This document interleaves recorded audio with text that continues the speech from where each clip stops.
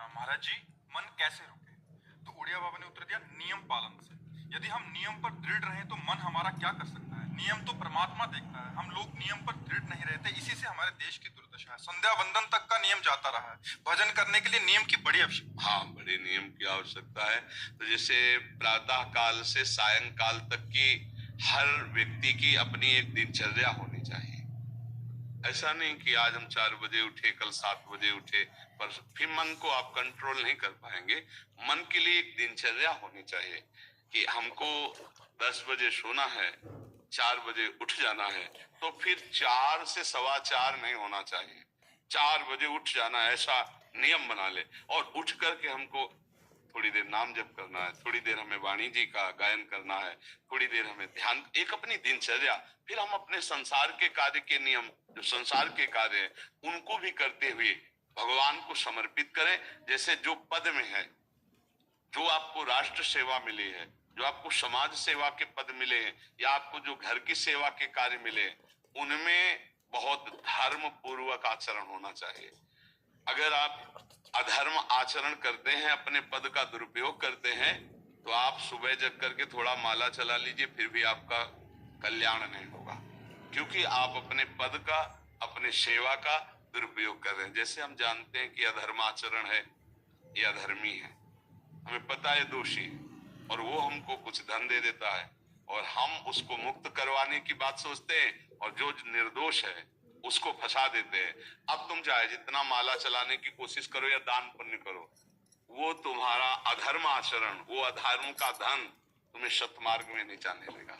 नियम लेना चाहिए कि जिस पद में है, जिस धर्म में है, जिस कर्तव्य में है, चाहे कुछ भी हो जाए, हम अपने कर्तव्य से विमुख नहीं होंगे। जितना जब महान है, उतने कर्तव्य महान है। दोनों बातें समझना है। माला फेरा और इसके बाद बेईमानी, अधर्माचरण, इनका कोई नियम नहीं है कि हमें कैसे चलना है, तो वो माला काम नहीं कर पाएगा, क्योंकि उसका तभी सत्य भाव माना जाएगा माला जपला जब धर्माचरण है। धर्माचरण नियम से। बोले वो बड़े कट्टर नियम वाले हैं, उनको घूस नहीं, आप उनको भयभीत करके नहीं काम करवा सकते, प्रलोभन में काम नहीं करा सकते।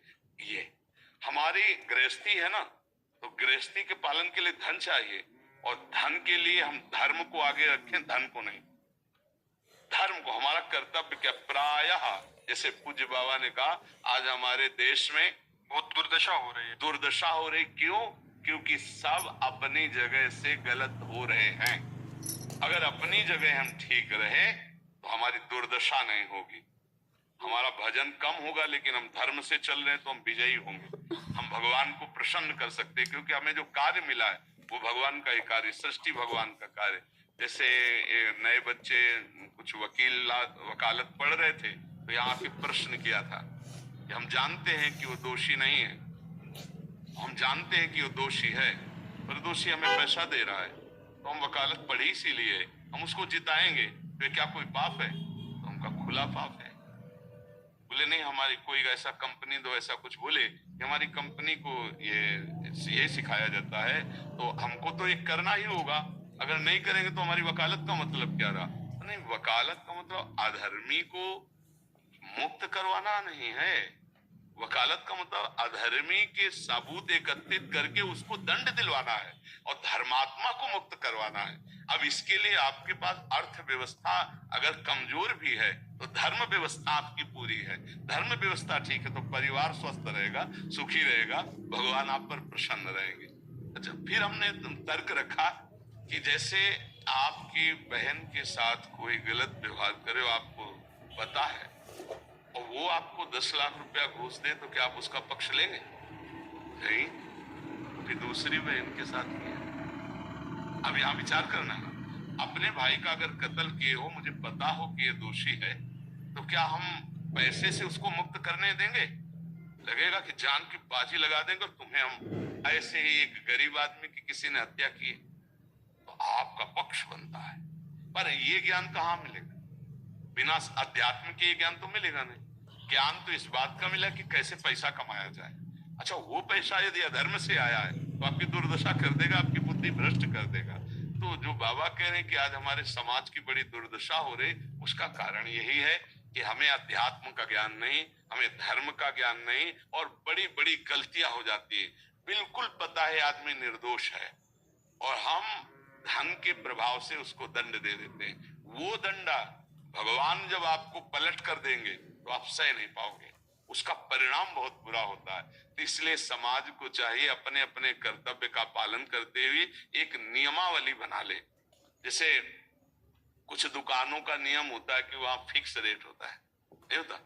वहां ये नहीं चलेगा कि कसम से कहते हैं कि तुम्हें हम अपना जान करके कि 100 रुपया मीटर ये मिला है, हम बिल्कुल मुनाफा नहीं ले रहे।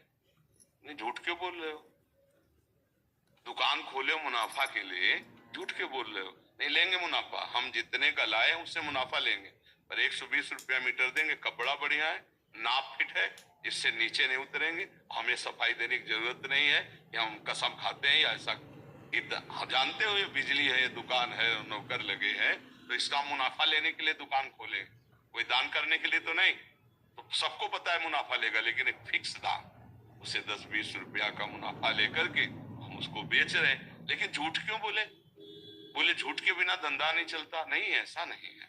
अब असत्य बोलोगे तो उससे जो आपको मुनाफा मिलेगा वो आपकी बुद्धि भ्रष्ट करेगा, और सत्य है कि मुनाफा के लिए है वही चीज, और आप एक फिक्स रेट में दे रहे, बढ़िया है। अब अगर आप कोई मिलावट करके भोजन सामग्री दे रहे, आपको पता है तो जो खाने वाले के हृदय में बैठे हुए भगवान है वो तुम्हारे जीवन में मिलावट कर देंगे, तुम्हारा जीवन महान दुखमय हो जाएगा। ये कहां समझा जाता है? एक आदमी सिंथेटिक दूध बना रहा है, उससे कहो ये अपने बच्चे को पिला, नहीं पिलाएगा। फिर ये दूसरे का बच्चा जब पिएगा तो उसकी हालत क्या होगी? दूसरे शरीर में जाएगा तो हालत क्या होगी? वो केवल धन की बुद्धि रखता है। एक आदमी घी में केमिकल मिला रहा है, एक ऐसे अभक्ष पदार्थ मिला है, वो स्वयं नहीं खाएगा, लेकिन वो होटलों में भेजा जाएगा, हजारों लाखों लोग खाएंगे, बीमारी बढ़ेगी, उसको रुपया से मतलब है। ये चीज, ये दुर्दशा हर जगह धर्म का ज्ञान न होने के कारण फैल रही, नहीं फैल रही। एक मरीज बीमार है, असली दवाओं में पैसे ज्यादा है, नकली दवा लेकर के असली के दाम में बेच देना, उसको बिल्कुल फायदा ना होना, लेकिन परमात्मा देख रहा है। तुम जानते हो नकली दवा है, वो तो नहीं जानता बेचारा, ज्यादा पढ़े लिखे नहीं, किसान आदमी गांव का आया है, तुमने दे दिया और उसने पैसा दिया असली के। अब वो पैसा तुम्हारी बुद्धि भ्रष्ट करेगा, तुम्हारे परिवार में कलह पैदा करेगा और तुम्हारा पतन कर देगा। ऐसे हर डिपार्टमेंट में, हर विषय में यदि हम अपने धर्म से चले, अपने सत्य से चले और थोड़ा भी भजन होगा, वो आपको उत्तम गति प्रदान करेगा। पर ऐसा कहां समझ में आ रहा? अध्यात्म के बिना भला ऐसा समझ में आएगा? तो इसीलिए कह रहे हैं हमारे देश की दुर्दशा हो गई। और ट्रेडर साहब, ये प्रॉब्लम सॉल्व करना पसंद है ना, तो ये